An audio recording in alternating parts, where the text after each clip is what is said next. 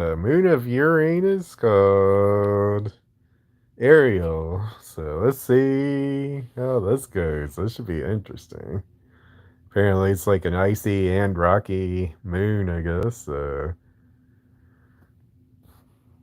It's I didn't want Chrome. I wanted ChatGPT.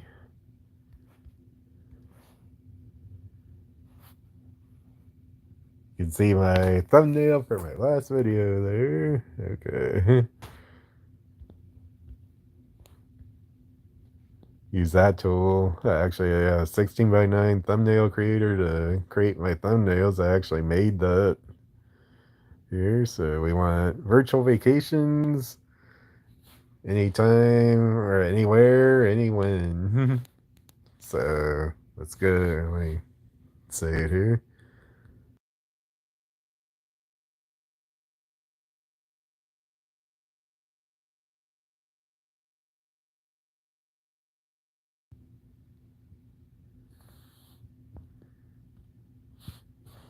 Said let's go visit. Oh well. Oh, seems like they may have changed the interface a little bit. That's interesting. Oh, this is cool. Oh yeah, that looks cool. Yep, it's an icy. It has ice and rock in it. That's so cool. You find yourself on the icy, rugged surface of Ariel, one of Uranus's moons, in the year 2070. Towering cliffs of ice and deep canyons stretch out before you, bathed in a faint blue glow from Uranus looming prominently in the dark sky. Futuristic scientific outposts dot the landscape in the distance, with researchers in high-tech suits conducting their work amidst this otherworldly environment. The scene feels tranquil and isolated, a serene corner of the cosmos. What would you like to do next? You could explore the scientific outposts, observe the researchers at work, or perhaps venture into one of the deep canyons. The choice is yours.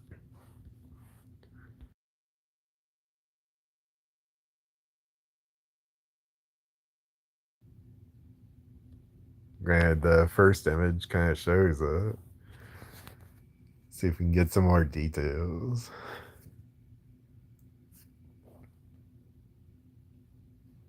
And oh, let me turn on comments too. Hey there, and welcome to the stream. Yep, we're visiting Ariel, a moon of Uranus here virtually. As you look around, the panoramic view of Ariel's surface reveals a breathtaking landscape of ice cliffs and deep canyons. The advanced scientific outposts stand out with their sleek, futuristic designs and cutting-edge research equipment. Scientists in high-tech suits are diligently conducting experiments, adding a sense of purpose and exploration to the serene, isolated environment. The Oh presence yeah, of Uranus in the sky casts a soft blue glow over the terrain, enhancing the otherworldly atmosphere. oh Would you yeah, like to interact with Nicoline. the Is that scientists, how you explore the say structures, say? or perhaps venture further into the icy landscape?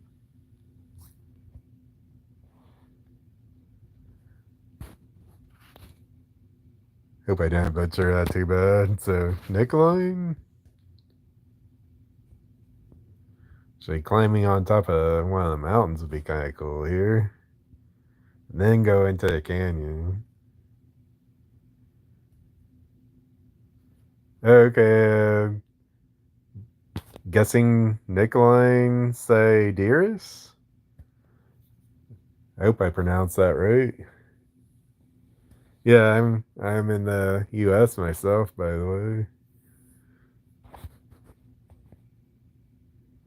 So let's see here. Let's climb on top of one of the mountains.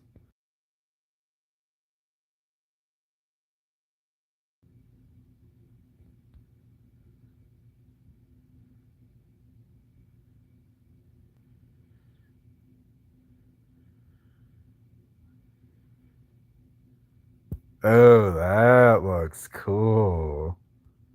Whoa. Standing at the summit of one of Ariel's icy mountains, you are greeted with a breathtaking view. The rugged terrain, deep canyons, and towering ice cliffs stretch out below you, creating a stunning, otherworldly landscape. In the distance, the advanced scientific outposts dot the horizon, their futuristic structures contrasting with the pristine icy wilderness. Above, Uranus looms large in the dark sky, casting its ethereal blue glow over everything, adding to the sense of awe and isolation. What would you like to do next? Perhaps you could explore the surrounding area, descend into one of the canyons, or visit one of the distant outposts.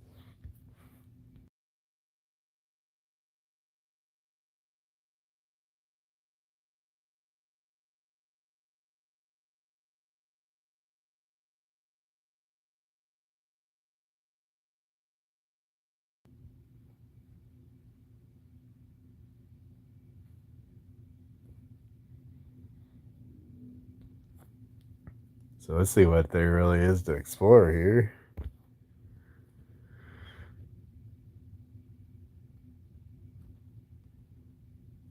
You make your way back down and approach one of the scientists. After a brief introduction, you ask them about Ariel and what they know about this fascinating moon.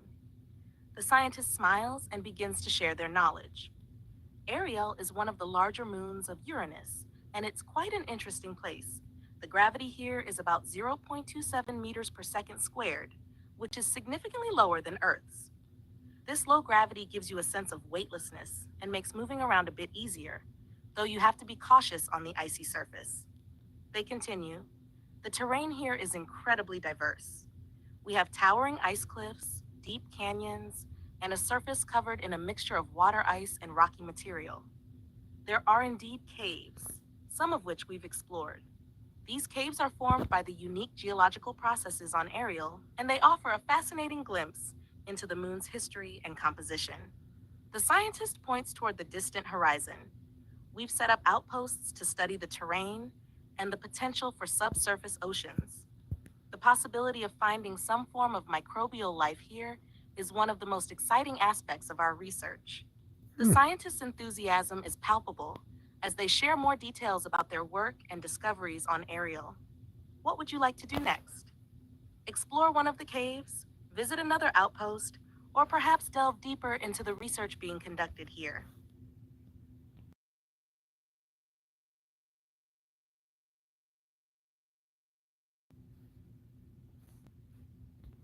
Ariel.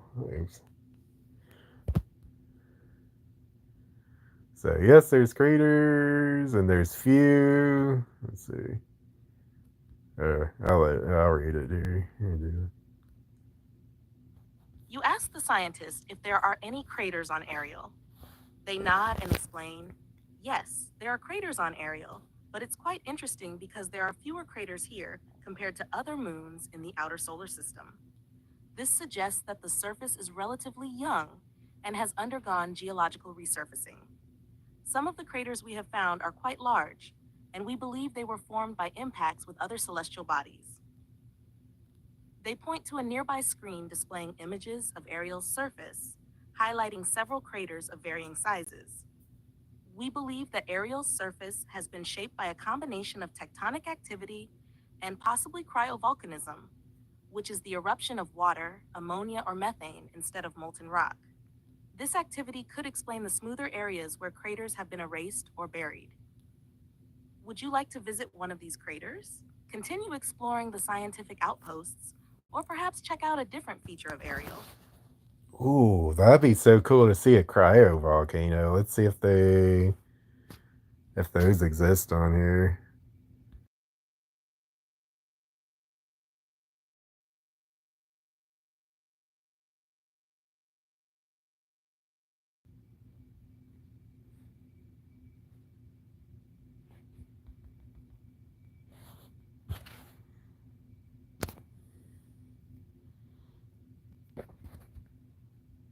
So yeah, they believe it does instead of reading it all out. Yeah, let's go see one.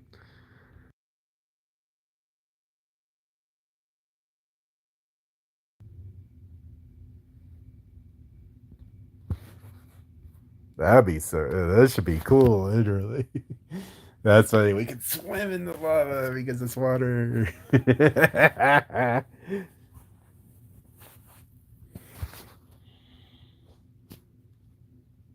Be funny if there's life there and it's like, what? Y'all can swim in the lava?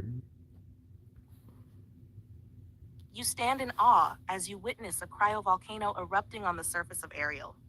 The icy landscape around you is illuminated by the frozen plumes and streams spewing from the cryovolcano, a mixture of water, ammonia, and methane, creating a spectacular display. Scientists in high tech suits are nearby, closely observing and recording the event with advanced equipment. The dark sky above is dominated by Uranus, casting a faint blue glow over the scene, adding to the otherworldly atmosphere. What would you like to do next?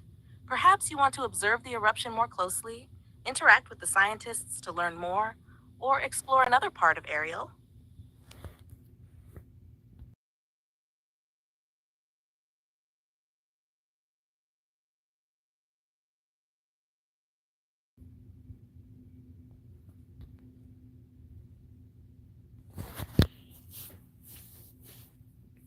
I'm curious here if the water would stay liquid for any period of time on a vacuum, or like in the vacuum of the area. As you approach the cryovolcano, the intensity of the eruption becomes even more palpable. The frozen plumes and streams of water, ammonia, and methane cascade down the icy slopes, creating an awe inspiring spectacle. The surrounding rugged terrain and deep canyons add to the dramatic scene. Advanced scientific equipment is set up nearby, and the scientists, clad in their high tech suits, are diligently observing and taking samples of the cryovolcanic material. Uranus continues to cast its blue glow over the entire scene, making the experience feel even more surreal and otherworldly. Would you like to interact with the scientists, take a sample yourself, or perhaps move on to explore another area of Ariel? So let's see. It'd be kind of cool to go swimming. Oh, first off, let's see if there'd be water on the surface near it.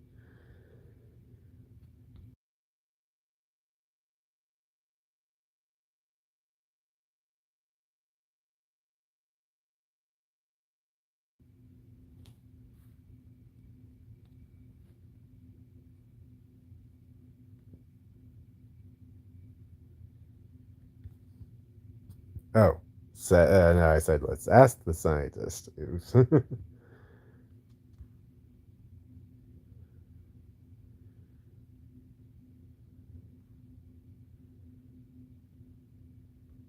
So semi-liquid. Interesting. Okay, immediately freezing almost immediately.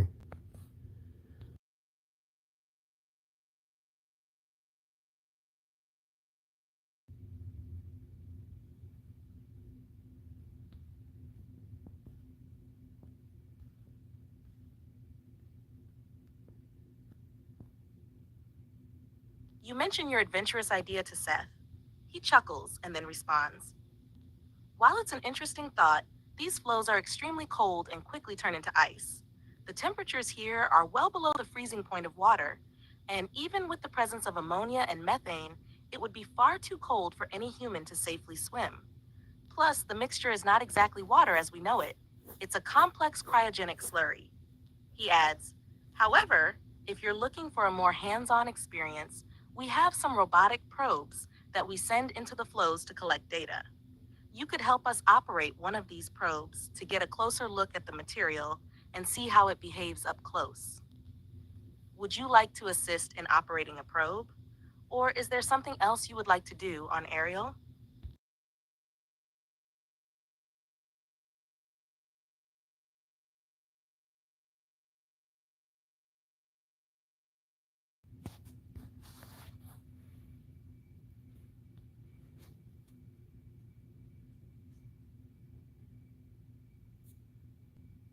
This is cool, literally. Exploring a cryovolcano here.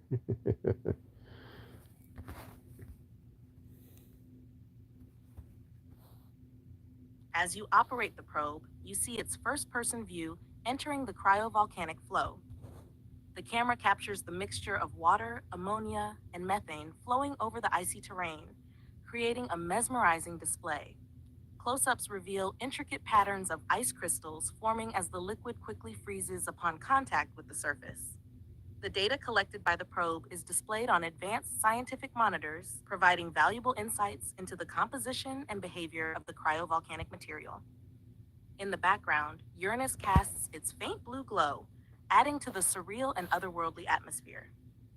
What would you like to do next? Continue exploring with the probe, delve into the data being collected, or perhaps investigate another intriguing aspect of Ariel?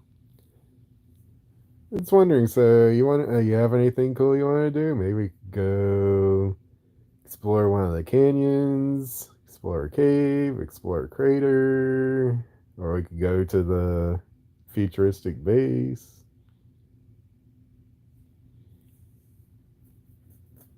And if you don't have any thoughts there, or anything you want to do, I'll go to the. Let me make sure comments are still on. Yeah. Okay. Cool. Go to the cave here.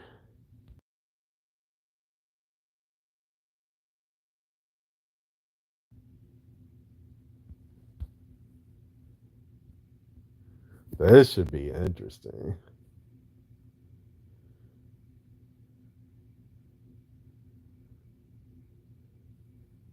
Oh yeah, this is cool. You step into the icy cave on Ariel, surrounded by rugged terrain and deep canyons. The cave's interior is lined with shimmering ice crystals and frozen formations, casting a soft, otherworldly glow. Advanced scientific equipment and lights illuminate the intricate structure of the cave, revealing tunnels that lead deeper into the moon. From the entrance, you can still see the dark sky outside, with Uranus casting its blue glow over the landscape, enhancing the sense of exploration and discovery. Would you like to venture deeper into the cave, examine the ice formations more closely, or use some of the scientific equipment to analyze the surroundings?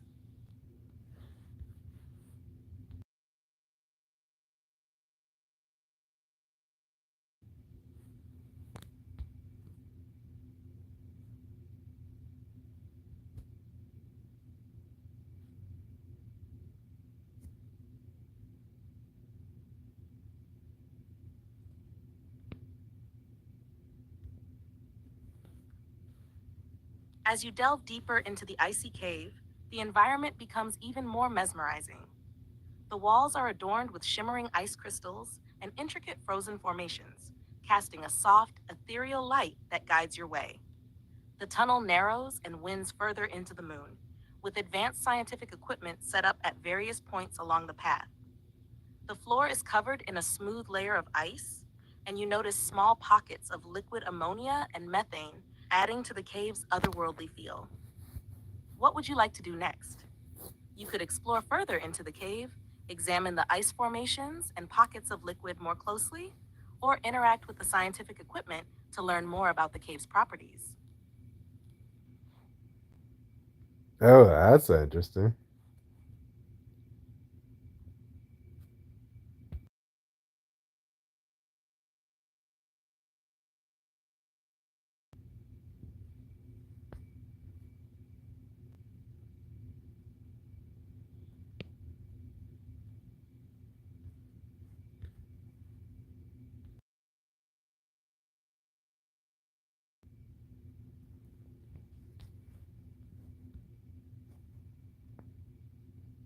You approach one of the small pockets of liquid ammonia, intrigued by its presence in the icy cave. The ammonia appears slightly bluish and is in a semi liquid state, giving off a faint, almost imperceptible glow. Advanced scientific equipment is set up nearby, allowing you to take a closer look. Using a handheld analyzer, you scan the pocket of ammonia. The device displays data about its composition, temperature, and other properties. You learn that the ammonia here is mixed with traces of methane and other compounds, which helps lower its freezing point, allowing it to remain liquid in the frigid environment of Ariel. As you study the pocket, you notice the intricate patterns formed by the interaction of the liquid ammonia with the surrounding ice, creating beautiful crystalline structures. Would you like to collect a sample, analyze the data further, or explore more of the cave?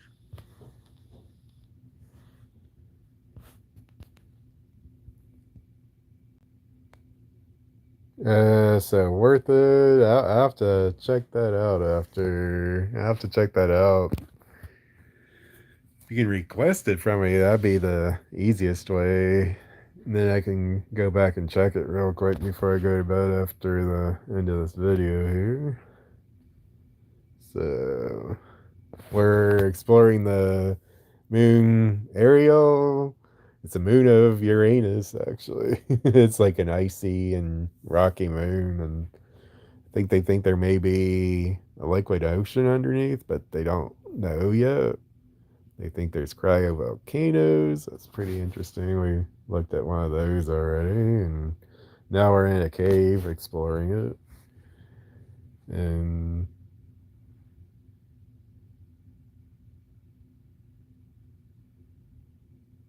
I'll do that after the video. I'll try to do that after the video.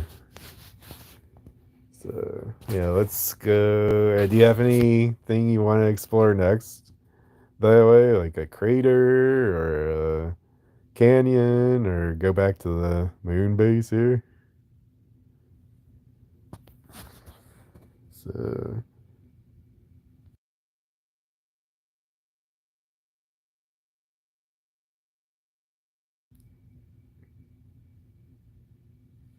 oh, yep, there we go. Nice. Yep, we're definitely.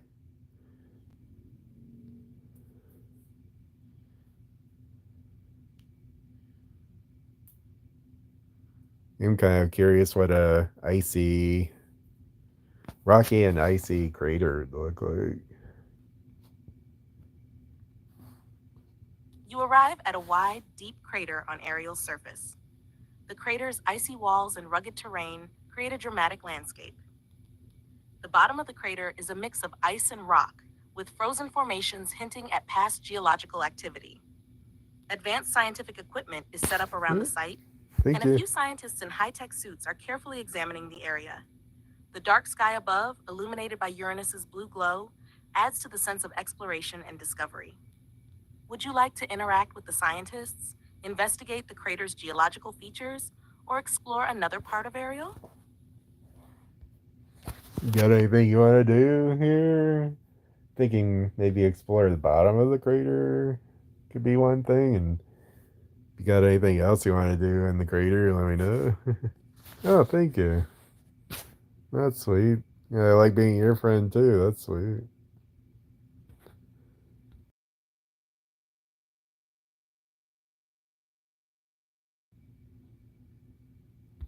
Then maybe get on the top of the crater and look down, and it would be kind of cool too.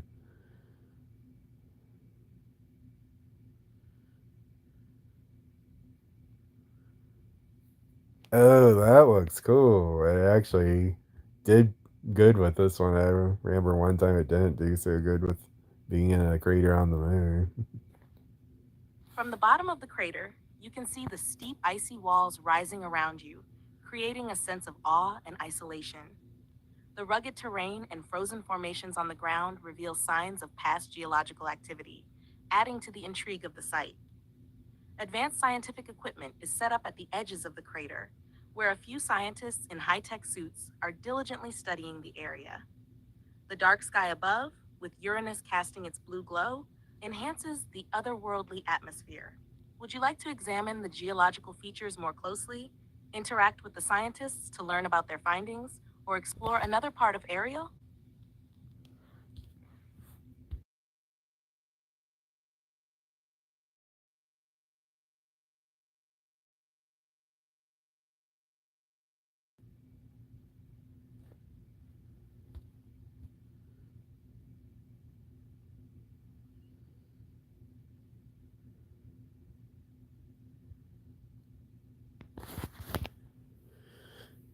Okay, now that looks a little. That looks like it's a little off. Well, that could fit for a panoramic view. Let's zoom into that and see what that looks like, actually. From the top of the crater, you peer down into its vast depths. The steep, icy walls enclose a rugged terrain of ice and rock, dotted with frozen formations. Below, scientists in high tech suits are visible, working with advanced equipment to study the site. The dark sky above, illuminated by the blue glow of Uranus, adds to the sense of isolation and discovery. The dramatic view emphasizes the crater's vastness and depth, creating an awe inspiring and otherworldly scene. What would you like to do next? Interact with the scientists, explore another area of Ariel, or perhaps reflect on the incredible journey so far? So you got any preferences of what to do next? I think we got the canyon and the base. I think we could. I think I'll do the canyon next. And with the base, okay, yeah, with the base, I think what I want to do is explore the survival aspects of it. Like, what would we have to do to set up a base there? Like, how would we power it? Because we are pretty far away from the sun there. Like, maybe nuclear power or something, or maybe we'd have to bring our own power, possibly. Or so, yeah, that'd be interesting to explore. Probably have to be like nuclear power. Trying to think of. I guess we don't. It doesn't have an atmosphere to burn like fossil fuels or anything in.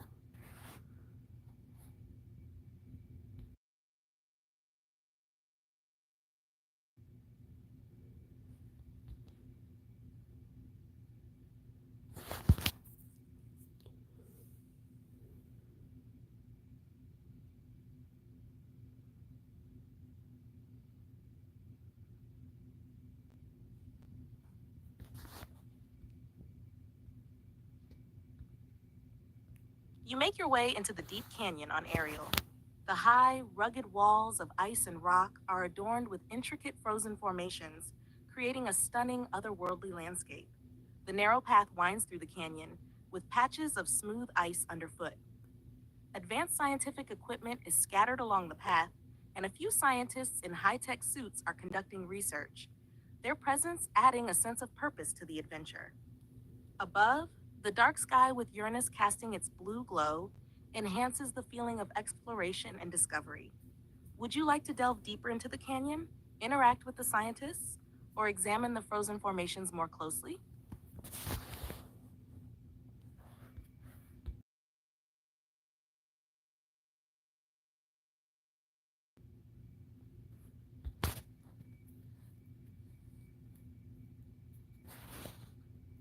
I also want to do stuff like jump and see how high we can jump. Maybe I'll do that. Then we'll do the base after that. If there's anything funny you want to do or cool, like throw a golf ball, or I mean, hit a golf ball or throw something. Let me know too. If you can come up with something funny to throw, let me know. You closely examine the intricate frozen formations within the Oh canyon. yeah. The delicate crystalline structures of ice and rock shimmer in the faint light, creating a mesmerizing display. Nearby, advanced scientific equipment aids in the study of these formations, and a few scientists in high tech suits are also investigating, adding to the sense of ongoing research and discovery. The steep canyon walls rise around you, with the dark sky and Uranus's blue glow visible above, enhancing the otherworldly atmosphere.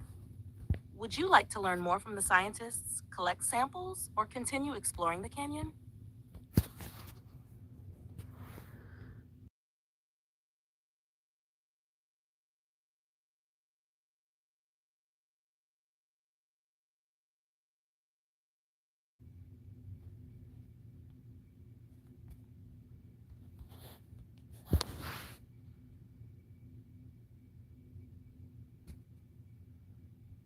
So we'll start with the toy once we get up there. Oh, we can throw the toy down the cavern. Now it looks like we're still in a cavern though. Oh well, we could still do some cool stuff.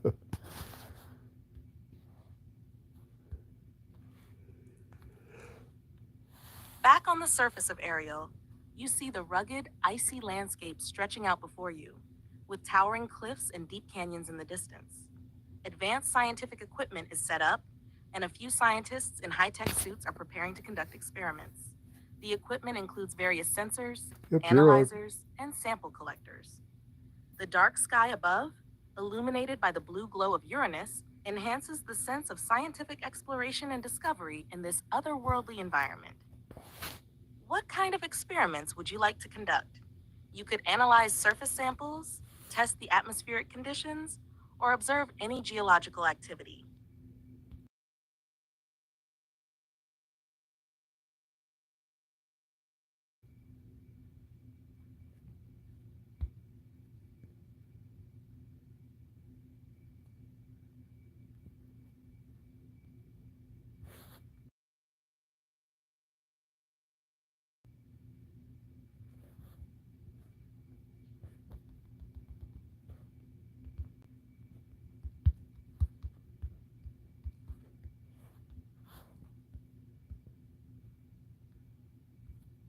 You decide to conduct a simple yet intriguing experiment, seeing how high you can throw a toy car on Ariel, given its low gravity.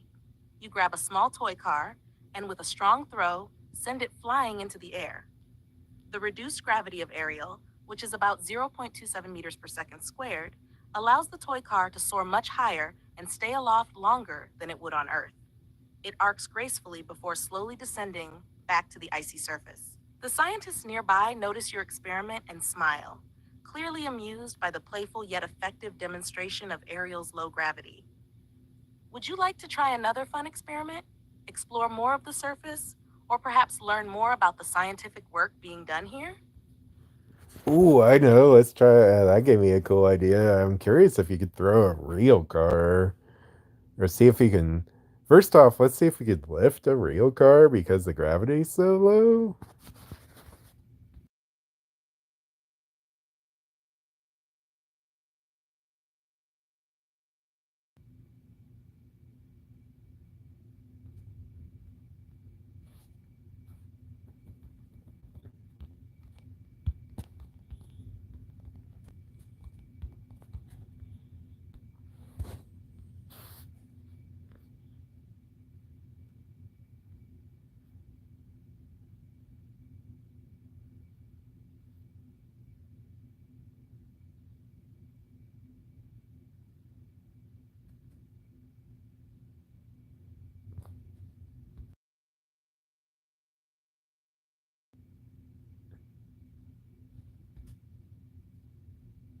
Of this.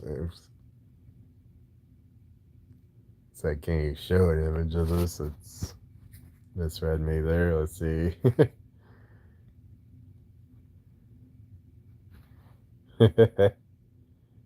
It's not like he's holding it over his head. Uh,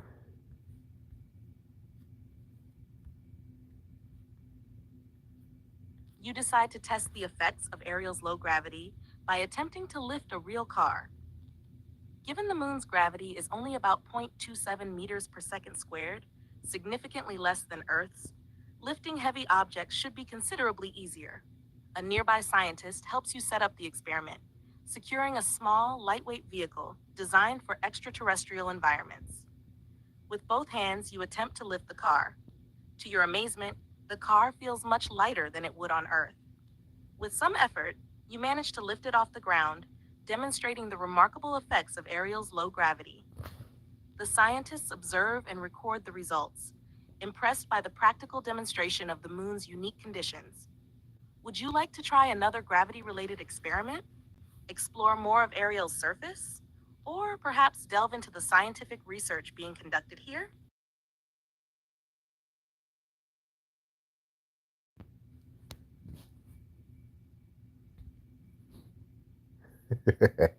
It's really interesting. And then I want to see how far we can, how high we can jump, brother. Oh, man. That's cool. You take the small, lightweight car and, with a strong throw, send it soaring into the air. The car flies far and high, illustrating the effects of Ariel's low gravity. The rugged, icy landscape with towering cliffs and deep canyons stretches out below, adding to the dramatic scene. Nearby, scientists in high tech suits watch with amazement as the car travels much further than it would on Earth. The dark sky, with Uranus casting its blue glow, enhances the sense of exploration and discovery. What would you like to do next? Try another experiment. Explore more of Ariel, or learn more about the scientific research being conducted here. Man, wouldn't that be cool? Oh, I should add that. Maybe I should add that to planetary settlers, even. That would be cool. Like, yeah, something like maybe I should put something on Pluto that you can't, or that you wouldn't be able to ordinarily lift, and make it so you can lift it. That'd be interesting. Though I guess there does seem to be an issue with big objects holding nodes in the game, though, so that might be more challenging. Could have like a big weight, like a big dumbbell or something. That's not really big, but you could lift it and throw it. So let's see here. See how high we can jump now.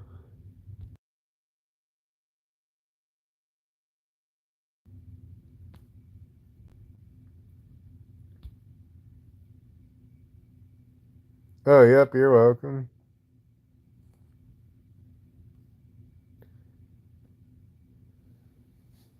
So that's worth it in dice lifting, right? Oh, this is cool. You prepare yourself, and then jump as high as you can. In the low gravity of Ariel, you soar much higher than you would on Earth, feeling a sense of weightlessness as you rise into the air. The rugged, icy landscape, with its towering cliffs and deep canyons, stretches out below you. Nearby, scientists in high tech suits observe with interest, fascinated by the demonstration of Ariel's unique conditions. The dark sky above, with Uranus casting its blue glow, adds to the otherworldly atmosphere and the thrill of exploration. What would you like to do next? Try another activity, explore more of Ariel, or learn about the scientific research being conducted here. Okay, I guess now might be a good time to go explore the base and see how it's set up.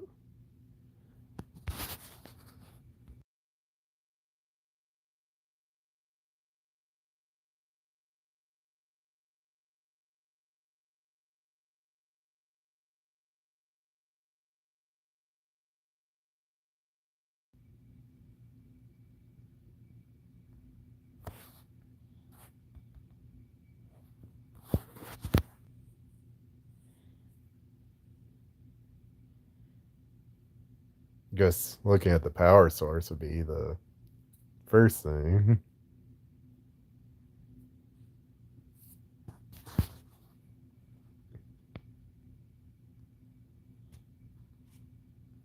You arrive at the scientific base on Ariel, marveling at its advanced setup. The exterior structures are made of durable materials designed to withstand the harsh environment, and you see solar panels and other power sources providing energy.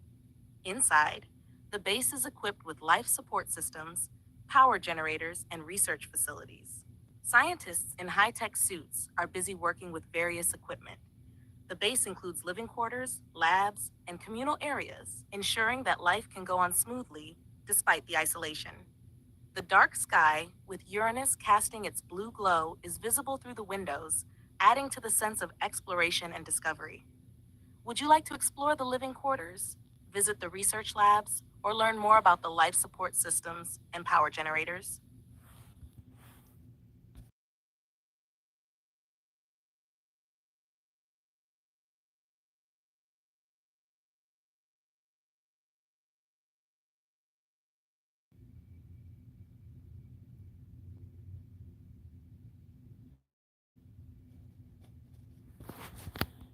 I think it'd probably have to be nuclear power. It may actually, solar panels may work there, it'd just be a lot less effective. You approach one of the scientists and ask about the power generators and the effectiveness of solar panels this far from the sun. The scientist explains. Given Ariel's distance from the sun, solar panels alone aren't sufficient to meet all our power needs. While we do use some solar panels to capture the available sunlight, they are supplemented by other power sources. Primarily, we rely on compact nuclear reactors and advanced fuel cells. These reactors are designed to operate safely and efficiently, providing a steady supply of power for the base's various needs, including life support, research equipment, and habitat systems. They continue, we've also incorporated energy storage systems to ensure we have a consistent power supply, even when solar energy is limited. This hybrid approach allows us to maintain a stable and reliable energy source in such a remote and harsh environment. Would you like to see the power generators up close, learn about another aspect of the base, or explore more of Ariel? So let's see. Yeah, so solar panels alone wouldn't do a whole lot. Maybe you could. Oh, yep, compact nuclear reactors. Yep, that's what I was thinking. Ooh, advanced fuel cells. That's an interesting thought. Huh. Yeah, okay, now that's plausible. That's cool. It's probably what we'd have to do out there.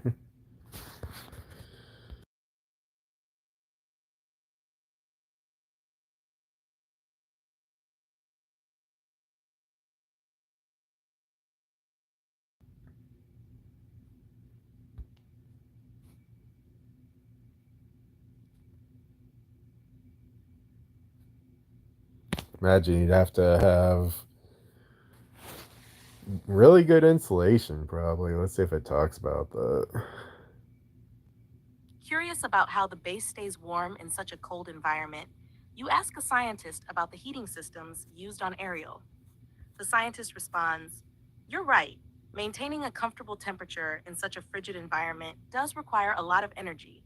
However, we've developed highly efficient heating systems to minimize energy consumption while ensuring the base remains warm. We use a combination of methods to achieve this. First, the base is insulated with advanced materials designed to retain heat and reduce thermal conductivity.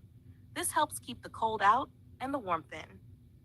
The compact nuclear reactors we use for power generation also produce heat as a byproduct, which we capture and redistribute throughout the base Hmm. using a network of heat exchangers and radiators.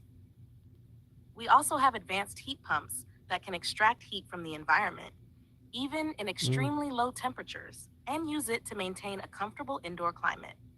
Additionally, the energy storage systems help manage and distribute heat effectively, ensuring we have a consistent supply even during periods of peak demand. Would you like to see the heating systems in action, explore another part of the base, or learn about another aspect of living and working on Ariel?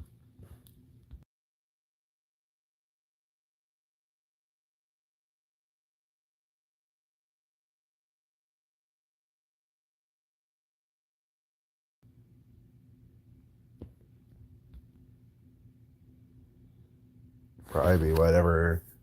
It's lightweight and insulative here on Earth. Like, it'd have to be contained inside of a. Like something that's sturdy enough to hold in the air against the vacuum. Like, keep it from popping effectively. But have to be in like a hard shell of something, probably. Inside the scientific base, you take a closer look at the advanced heating system. Heat exchangers and radiators are prominently visible, distributing warmth throughout the facility. The walls are lined with advanced insulation materials designed to retain heat efficiently in Ariel's frigid environment. A nearby scientist explains, we use a combination of aerogel insulation, which Hmm. is lightweight and has excellent thermal properties, and multilayer insulation, MLI, that incorporates reflective layers to minimize heat loss. This combination ensures the base remains warm with minimal energy consumption. The dark sky, with Uranus casting its blue glow, is visible through the windows, enhancing the sense of exploration and discovery. Would you like to see another part of the base, learn more about a specific system, or explore more of Ariel? Man, that would actually be cool. So if there's any NASA engineers that see this later, that may be a good way to do this in the future. Maybe a good way to do that in any of the external, I mean, the moons that are like in the outer solar system and stuff like that, in colder areas. Even on Mars, maybe. See, so guess see how they do food. That's probably like a bee in just about everywhere. Like have light and plants and water, basically.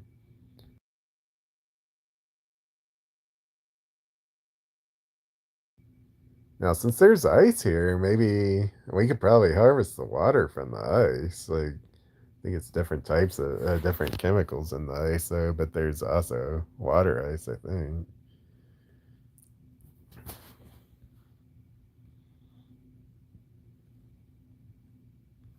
You ask the scientist about food production on Ariel, and they lead you to the base's agricultural section. Here, you see various systems in place to ensure a steady food supply. The scientist explains, we use advanced hydroponics and aeroponics systems to grow our food. These methods allow us to cultivate plants without soil, using nutrient rich water or mist. The controlled environment inside the base ensures optimal growth conditions, including light, temperature, and humidity.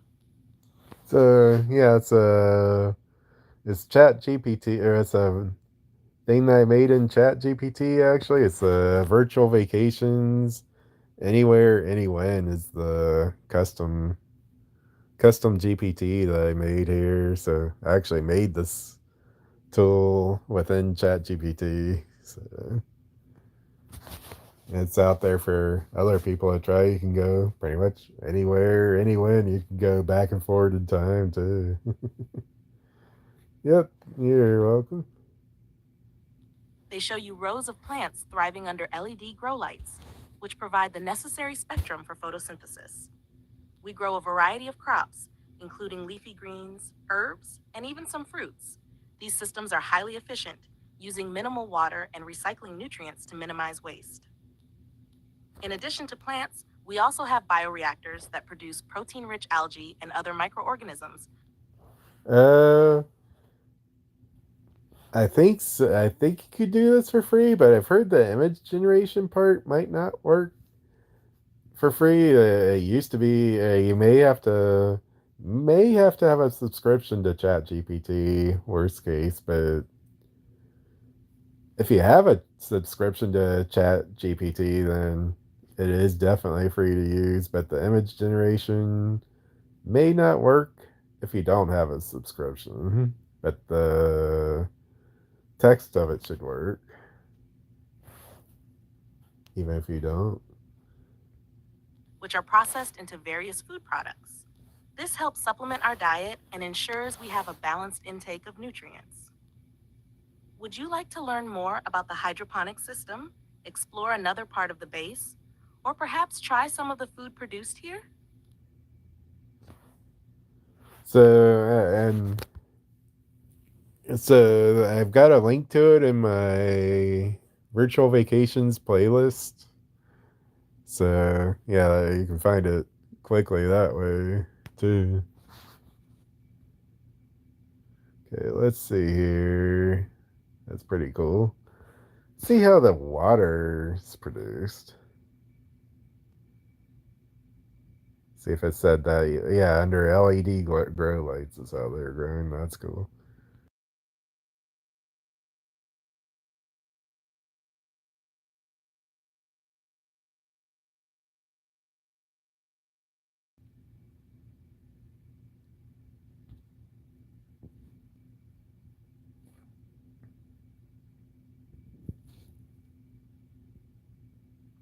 Oh, that'll be cool.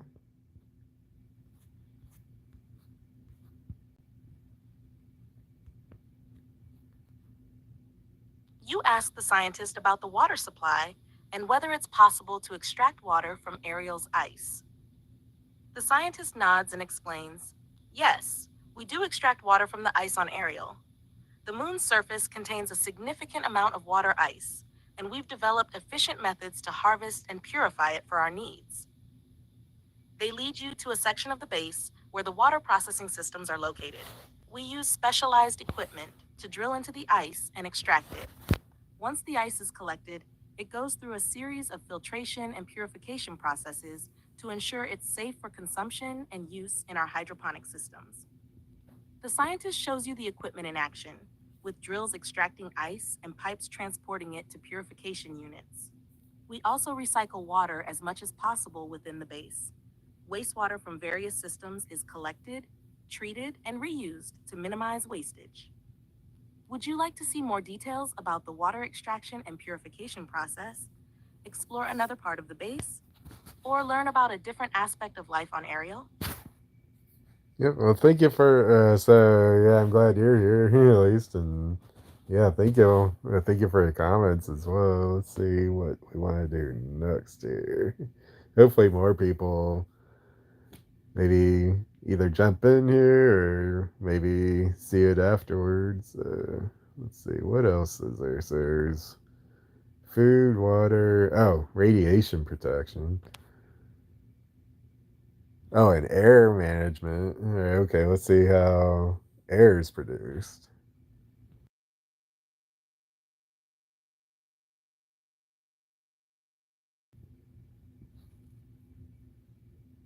I don't know why it did it that way.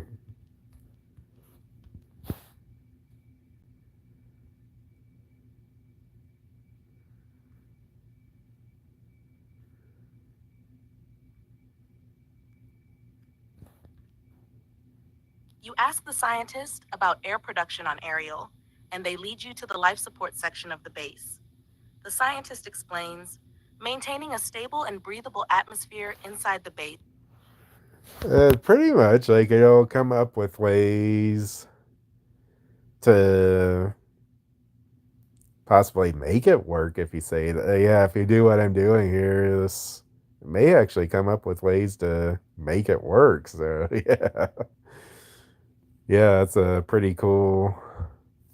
It's a pretty cool thing here. So this may actually be kind of telling us how we can do this in real life. Like, probably be a while. We probably want to colonize the moon and Mars first, but eventually we might be able to colonize Ariel and all sorts of places. Is crucial for our survival. We achieve this through a combination of technologies that produce and recycle air. They guide you to an area where the air production systems are located. First, we use electrolysis to split water into hydrogen and oxygen. The oxygen is then used to maintain our breathable air supply. We also have chemical scrubbers that remove carbon dioxide and other contaminants from the air, ensuring it remains clean and safe. The scientist points to plants in the hydroponics section. Additionally, the plants we grow contribute to the air supply by absorbing carbon dioxide and releasing oxygen through photosynthesis. This helps maintain a balanced atmosphere inside the base. You see advanced air filtration and circulation systems in place, ensuring a consistent flow of fresh air throughout the habitat. The scientist continues, we constantly monitor air quality with sensors and adjust the systems as needed to maintain optimal conditions. Would you like to see more details about the air production and recycling systems, explore another part of the base, or learn about a different aspect of life on Ariel?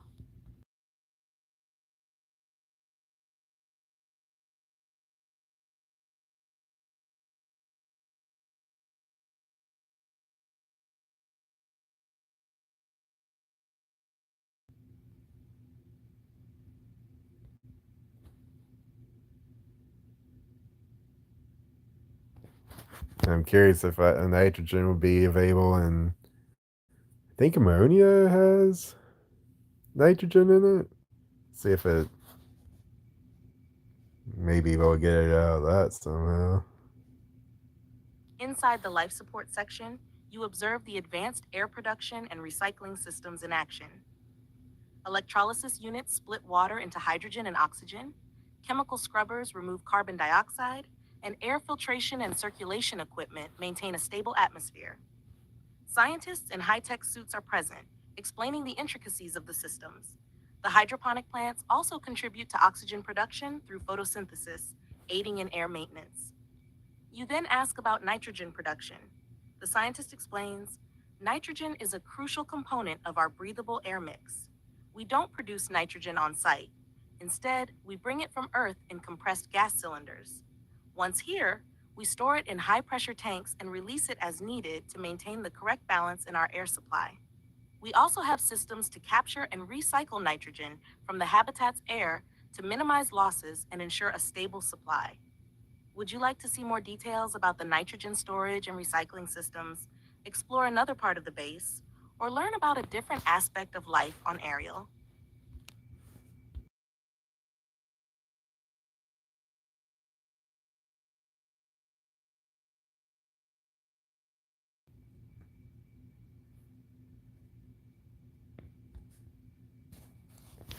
I said, let's ask a scientist.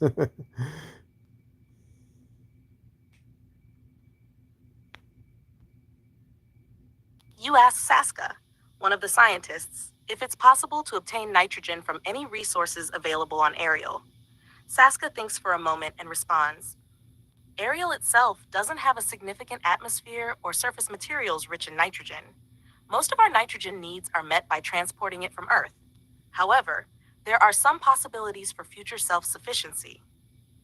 We're exploring the potential of extracting nitrogen from the icy moons and rings of Uranus. These celestial bodies may contain trace amounts of nitrogen in their ices.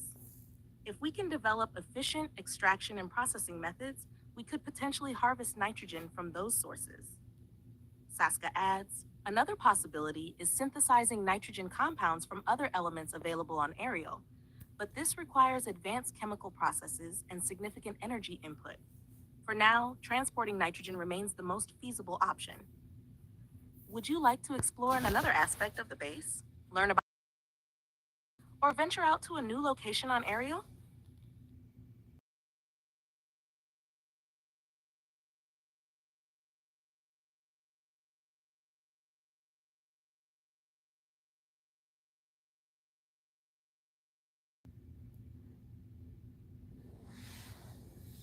I guess you go. I think you have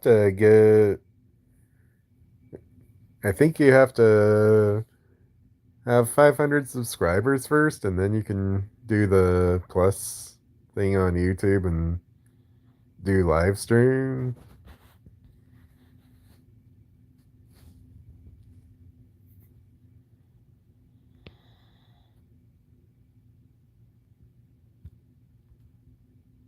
You ask Saska if there are any other gases that could potentially replace nitrogen in the base's atmosphere. Saska replies, nitrogen is ideal for several reasons. It's inert, non reactive, and makes up a significant portion of Earth's atmosphere, providing a buffer that keeps oxygen levels in check and prevents fires. Replacing nitrogen with another gas isn't straightforward because we need something with similar properties. Helium is one possibility because it's also inert and non reactive. However, it's less dense than nitrogen, which could lead to issues with pressure and breathing comfort over long periods. Argon is another option, as it's inert and more similar to nitrogen in terms of density and behavior, but it's much rarer and more expensive to obtain. Saska continues. In any case, replacing nitrogen would require careful consideration and extensive testing to ensure the safety and well being of everyone on the base. For now, nitrogen remains the most practical choice. Would you like to explore another part of the base, learn about ongoing research projects, or venture out to a new location on Ariel? So I guess we'd probably have to bring our own air, which would probably be kind of problematic actually for this here. Now, if we can store nitrogen, well, we could store it as liquid nitrogen, I guess, and then maybe that wouldn't be so problematic because it probably wouldn't be all that heavy. So yeah, it probably would actually be the best to just bring that from the earth. Okay, let's see here. So, radiation shielding. Let's see what they'd do for that.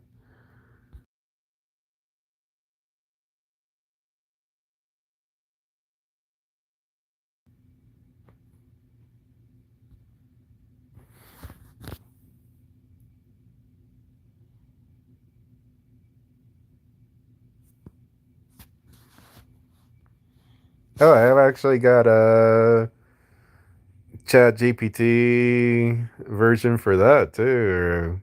It's what's it called? 16 by 9 thumbnail creator. Actually have that in my. Yeah, hi there, Tyson. Yep, we're exploring Ariel, a moon of Uranus. We're exploring how the base is set up here. So, let me read this part here.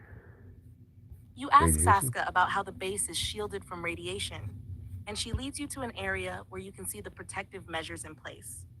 Radiation is a significant concern on Ariel, given its lack of a thick atmosphere and the high levels of cosmic and solar radiation in space, Saska explains. We employ several strategies to protect the base and its inhabitants. She points to the base's exterior. First, the outer walls are constructed from advanced materials that are highly effective at blocking radiation. These include layers of polyethylene, which is excellent. Hi, OE7. So, and hi, Tyson. So, and yeah, I could do that, Bryson. So, we're exploring Ariel, a moon of Uranus, and we're seeing how the base could be set up there. So, could be nuclear powered. I'll probably do a recap of it once we're done here. At least show the imagery and yeah, do a quick recap here when we're done.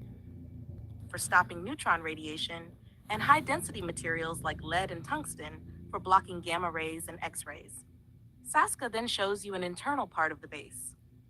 Inside, we have radiation sensors constantly monitoring levels to ensure everything remains within safe limits. In critical areas, we have additional shielding and safe rooms where people can take refuge during solar flares or other high radiation events.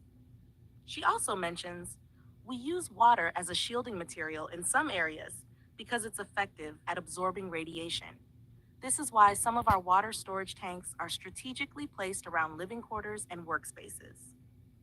Would you like to see more details about the radiation shielding, explore another part of the base, or learn about a different aspect of life and research on Ariel? Okay, so let me recap our journey here, and if there's anything somebody wants to do that's funny, let me know too. And so bear with me as I scroll to the top. So here we are on Ariel. So it looked like at the beginning, it's an icy and rocky moon, which is interesting. And we just took a wider look at it. And we climbed a mountain, and that's what it looks like from the top of the mountain. I don't think it has an atmosphere though, so I don't think we'd see that blue glow on the horizon, but otherwise it's probably realistic. So we're in the future in the year 2070 here. Then we asked about cryo volcanoes, and at least they're thought to be on Ariel, so then we went to observe one here. And that's an image of what it'd likely look like. That's actually pretty cool. And we look at it closer,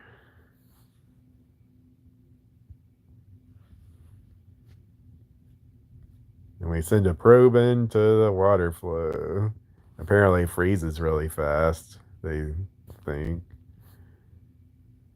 Well, it's actually water and ammonia and possibly some other stuff.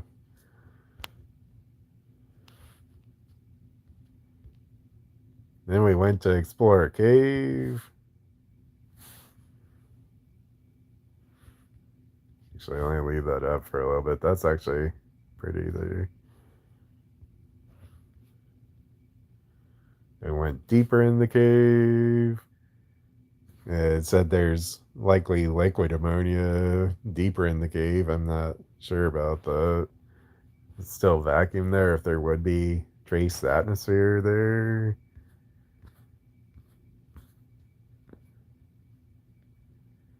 Then we looked at a sample of the ammonia.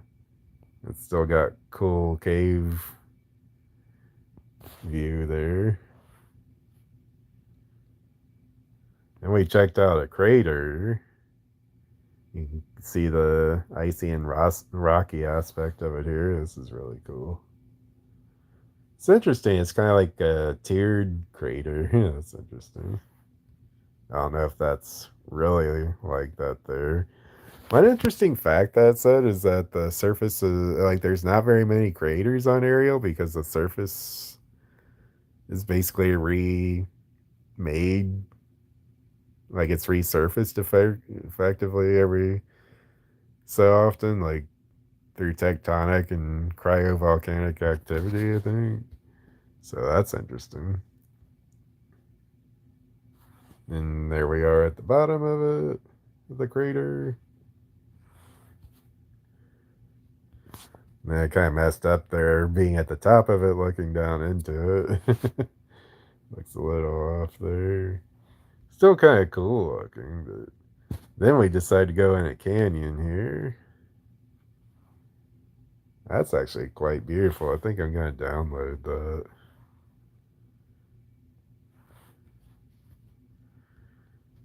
So that one's quite beautiful as well.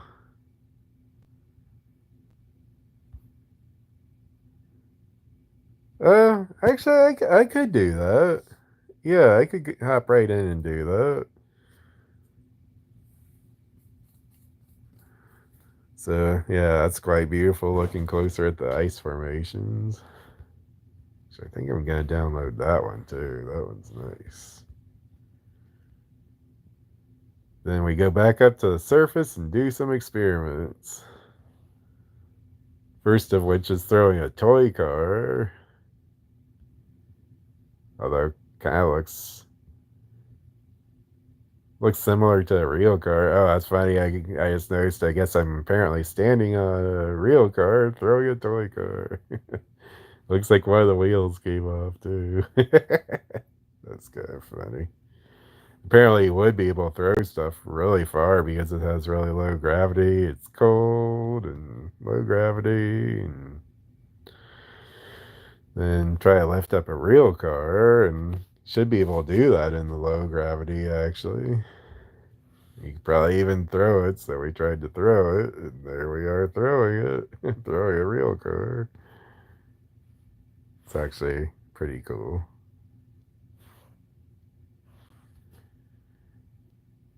And then we saw how high we could jump. Let's see. Oh, that's cool. Yeah, I'll hop in here after I finish the recap here. Then we start taking a look at the base. And we talk about power generation. It looks like it'd have to be mainly nuclear powered. And it's talking about doing fuel cells and stuff too, and could supplement with solar power. But yeah, the solar power wouldn't be all that great out there because it's far from the sun. And then talked about heating, and that could be done by the power. That's like whatever power source you have. Like I think it talked about using the nuclear power and even recycling some of the heat off the that's generated from the nuclear power, which is interesting. And then having really good insulation. Talked about using aerogel and like multi-layer reflective something other. I forget what it was exactly, but see what it was. I think it said multi-layer insulation and aerogel. That's actually a cool idea. should be lightweight and effective.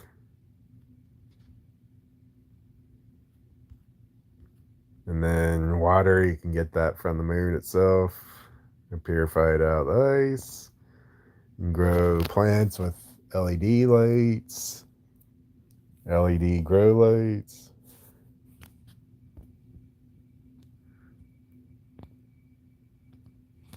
Oh yeah, hey, I can show you how I do the thumbnails too. Yeah, if you if you give me a nice sticker afterward, yeah, I'll start setting that up. Actually, probably do that after the Monopoly Go thing, and I can show you how to do that too. So there's the life support system. I think we talked about air that oxygen could be gotten from the hydrolysis, or I mean, electrolysis of water, basically. But we'd have to bring nitrogen from Earth, probably. And then I thought about, well, let's see, can we have something else instead of nitrogen? And seems like that's not really well known. They're saying argon, possibly, but argon's rare, so might be an area for further research. Helium was a possibility, but I thought about that would be that the oxygen would sink and the helium would rise, so that probably wouldn't work well. So it's interesting. I wonder if there is another gas other than nitrogen that could pretty much fill most of the air that we could use as air, pretty much. So, yep, that was that. Now let's go see if I got that sticker in Monopoly Go here. Then I'll generate. But let's see.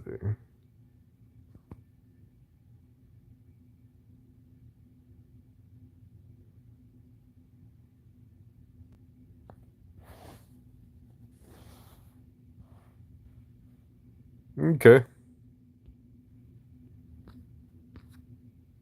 See, it looks like Justin just did a good bit there. Cool.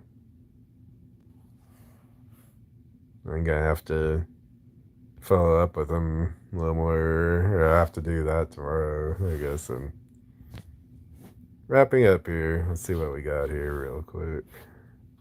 Oh, thank you, Justin. That'll help out.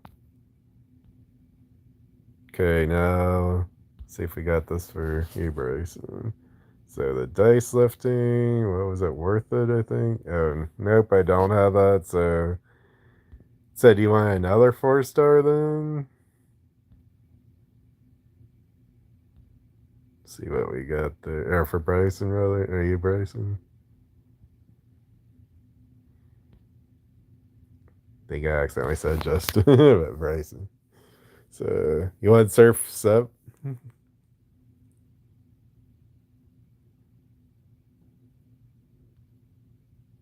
Are you still with me there, Bryson?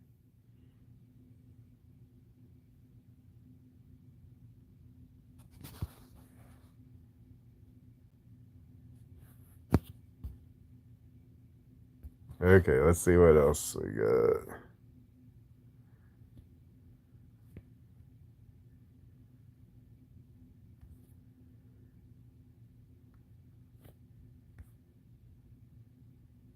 I think I actually gave a lot of my 4 stars to Kelly here. Let's see. Do you have a present arms? You want that one? On set 22?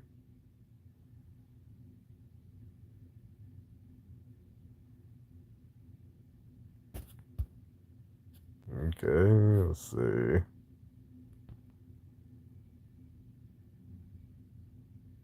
How about proper shopper on set 23?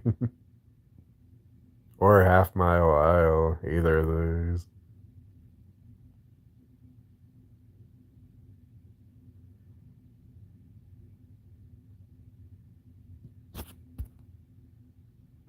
Okay. Yeah, I'll send you that one there.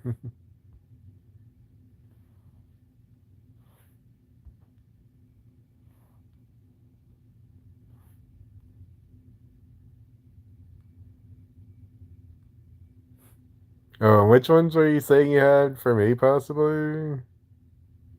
Wait, did it send that? Yeah, I think it did.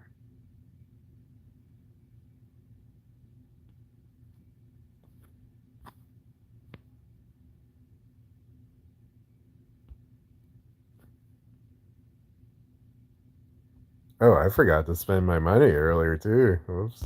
Let's see.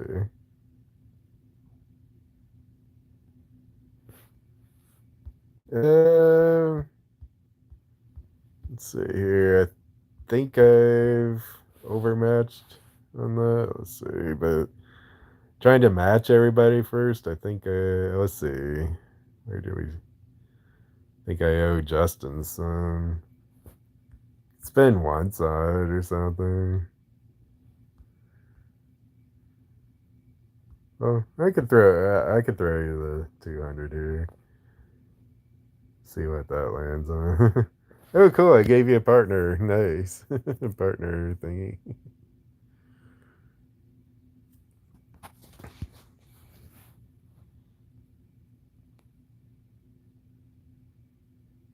Got really lucky and got the jackpot with Kelly there. That was pretty cool.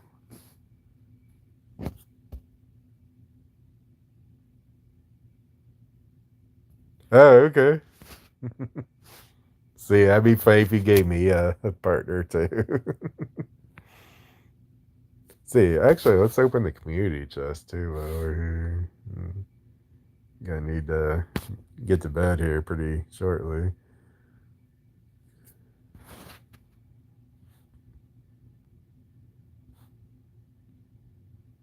Ooh, nice. Okay, let's see. Want to choose one that's not a gift, actually? Start there. We're gonna do that until. Okay, like if we get the chance again, do that till we have one that's not a gift, then we select the other gifts. And then we select the last one that's not a gift. And then we win if that happens, but that's not what happened this time.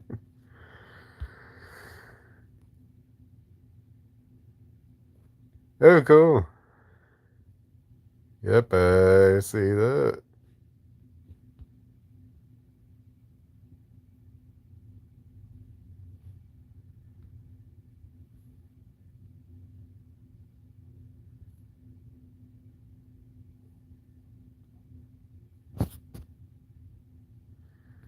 Thank you. Okay, so let's see here. Oh, you wanted me to show you how to make a thumbnail, so so actually have that in Chat GPT. I think it's like the third or fourth video in my. Oh, pick you on what?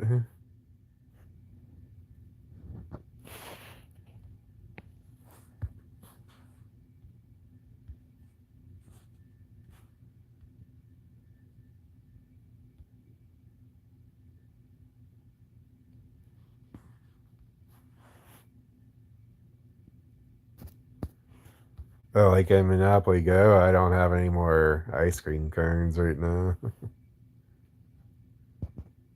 Oh, like look at your thing. Is that what you meant? Yeah, I saw the 800 come through a little bit ago.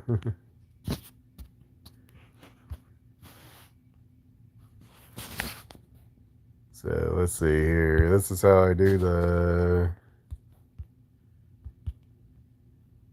this here. Oh, cool. Okay. Let's see if I which set is that in?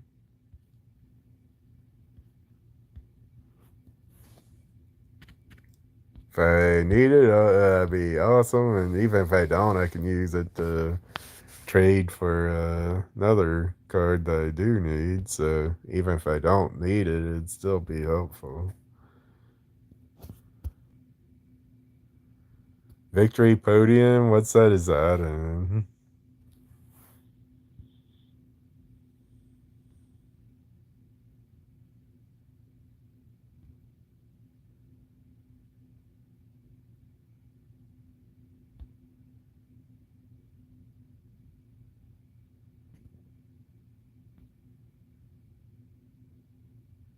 I do have pipe dreams. Let's see. Podium. See if I see it here.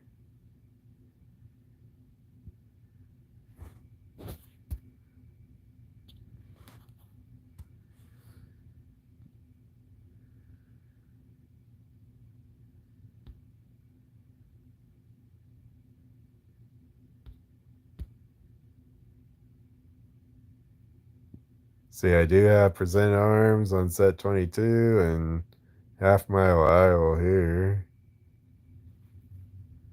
Oh, and surfing. Let's see.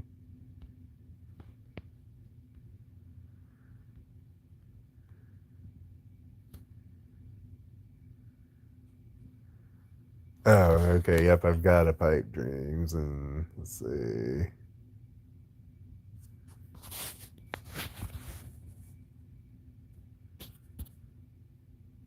Oh, podiums and gymnastics. Let's see.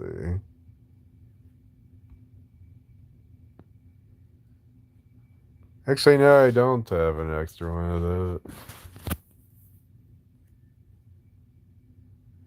Okay, let me show you how to do the thumbnail here.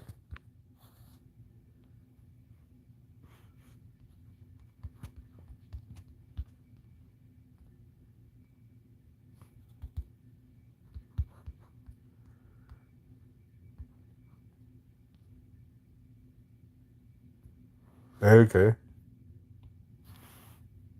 See, if you can exchange another 4-star, I don't care what 4-star for it, that'd be nice. Yeah, I'll swap with that one, I think. Because I want to make sure I keep a 4-star. If you got 5-star, that'd be super awesome. I don't expect that to. I'll make an exchange with this one. Wait, what? Okay. Okay, I need to wrap up and get to bed here. Let's make that thumbnail. And so that's on the 16 by 9 thumbnail creator and YouTube. Or not YouTube, and Chat GPT.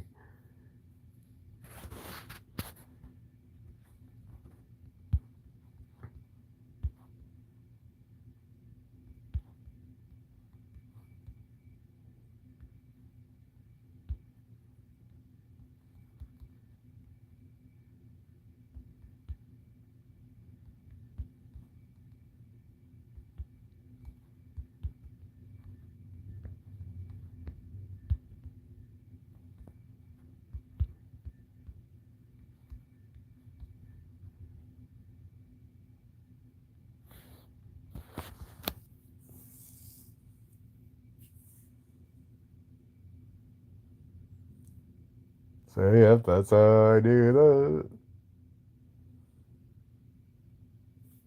Did it kind of small there, I guess. But yeah, that's how I do that. Okay, cool. Let me go back and get that here real quick.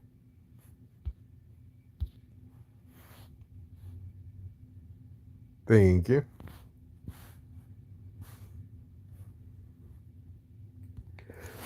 Oh man. Boy. Okay, and yeah, now I need to get to bed here. Thank y'all. See. Yep, thank y'all for watching. Feel free to like and subscribe, and have a great night.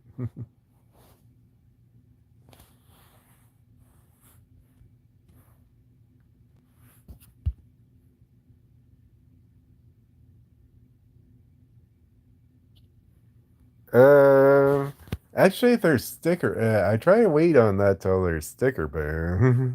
So yeah, I'll probably do that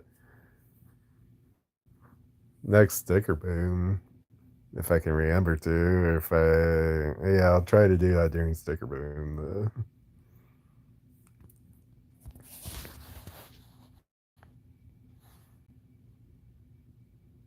Yeah, I'll go and send that as well. Okay.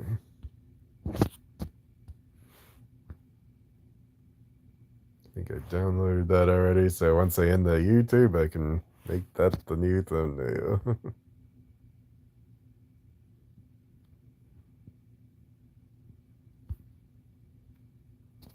Not right now, actually. I could do that. I want to do it when there's sticker boom. Not sure when the next sticker boom is. Okay, well, thank you for watching, and have a good night.